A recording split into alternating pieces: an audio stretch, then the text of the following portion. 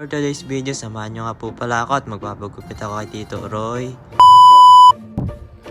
So, for today's video, mga kababayan, no? Pupunta tayo sa papagupit.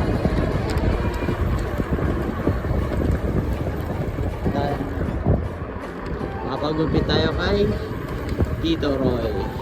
Siyempre. Okay.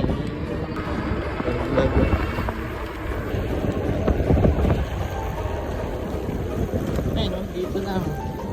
Napakabilis, diba?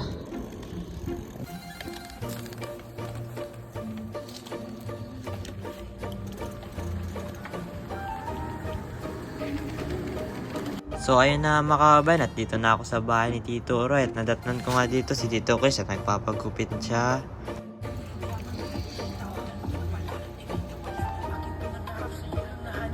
At habang ginugupitan nga pala dito si Tito Chris, ipapakita ko naman sa inyo yung masarap na ulam sa Pilipinas.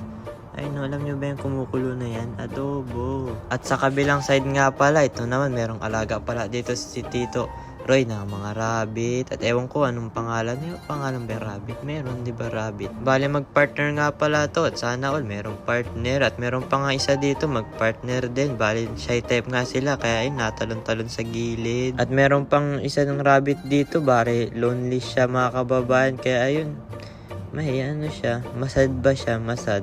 At ayun na, binigyan ko na nga din dito si Tito Chris at malapit na nga din daw siya matapos dito. Nga pala mga kababayan, si Tito Roy nga pala yung nagugupit dito sa amin. Aling gupit na nga pala yan, libre lang yan, walang bayad. Kaya maraming salamat sa'yo Tito Roy. Kasi nga meron kaming taga-gupit. Siguro kung walang nagugupit dito, sobrang haba na tong buhok ko. Sa mga nagtatanong nga pala mga kababayan kung bakit walang damit dyan sa may ano ko, kasi nga hindi naman talaga barbershop to. Bale marunong lang nga pala si Tito Roy maggupit. Kaya yun, dapat walang arte-arte. Kasi nga, dapat walang arte, dapat. Ha? O, tama, ganun. Walang arte-arte, dapat. So, yun na nga, mga babae.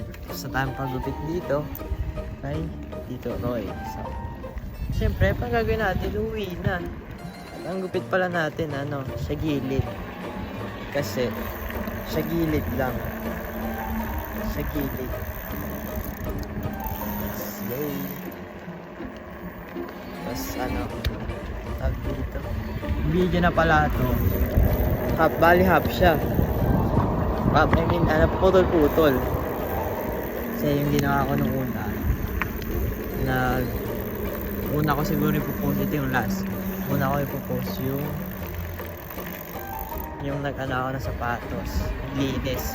Pangalawa yung nagtapon kami ng basura. Kasi ito yung last. Kaya pare-paras ang damit ko doon. Maraming salamat sa inyo guys.